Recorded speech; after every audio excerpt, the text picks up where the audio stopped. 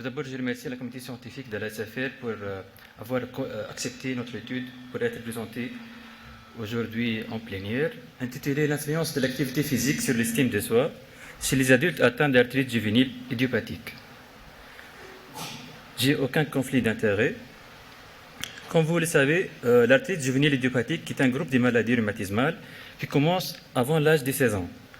Avec l'amélioration du traitement, on voit de plus en plus des patients à l'âge adulte, d'où l'importance d'évaluer les facteurs qui influencent la qualité de vie dès le jeune âge, ainsi que d'autres facteurs psychologiques tels que l'estime de soi.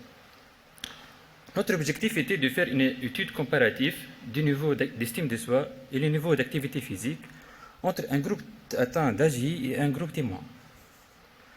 Il s'agit d'une étude transversale descriptive menée dans les services de rhumatologie du monastère en Tunisie entre la période de juillet 2024 et août 2024.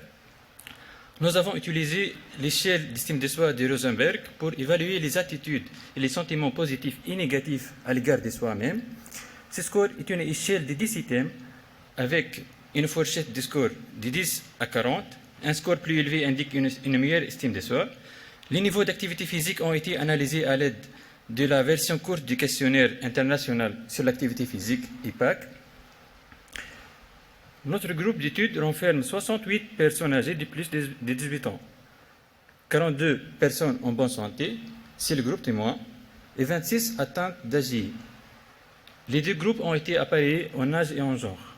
Pour le groupe atteint d'AGI, 11 patients dans sa forme polyarticulaire séropositive, 5 patients dans sa forme polyarticulaire séronégative, 5 malades dans sa forme associée aux anthésites, 3 malades dans sa forme systémique et 2 patients dans sa forme associée au psoriasis. Nous n'avons pas trouvé une différence significative entre l'âge des deux groupes. Par contre, le groupe des patients atteints d'AGI ont présenté un poids plus faible et une taille plus réduite avec une différence significative. L'estime de soi des patients atteints d'AGI était plus faible que celle du groupe témoin, avec une moyenne de 17,3 pour le groupe atteint d'AGI et une moyenne de 32,1 pour le groupe témoin.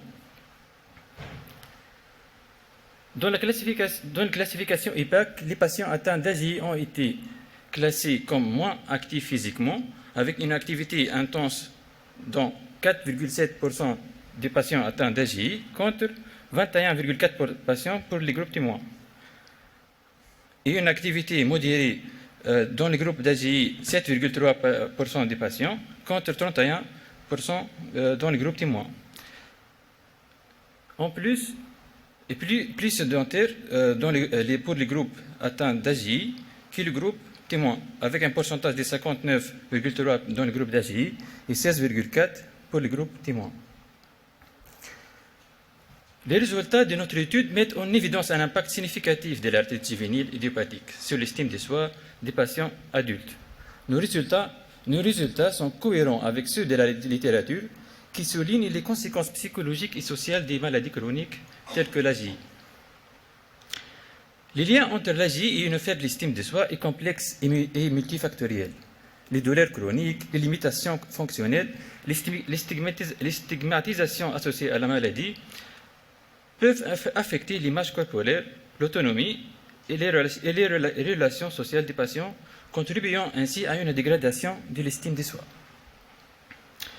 La sédentarité observée chez nos patients atteints d'AGI peut s'expliquer par plusieurs facteurs.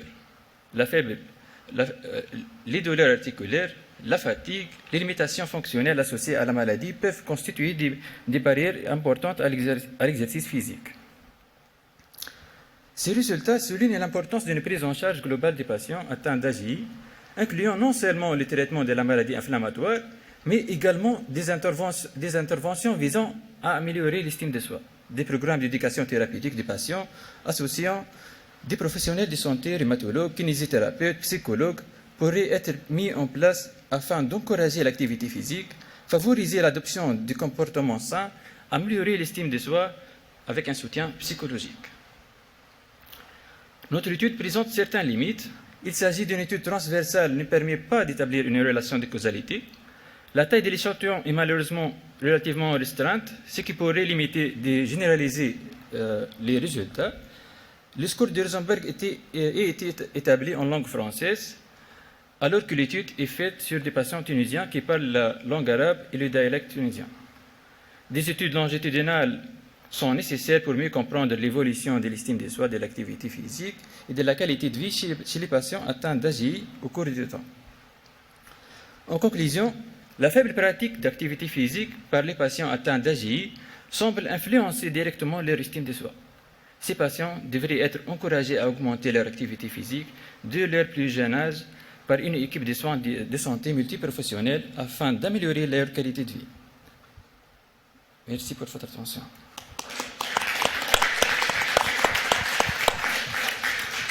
Merci beaucoup. Comment avez-vous fait pour la barrière de la langue? Vous avez traduit? Vous avez sélectionné que les patients qui parlaient français? Nous avons traduit directement par les médecins pour les patients. D'accord. Des questions dans la salle? Ou ici?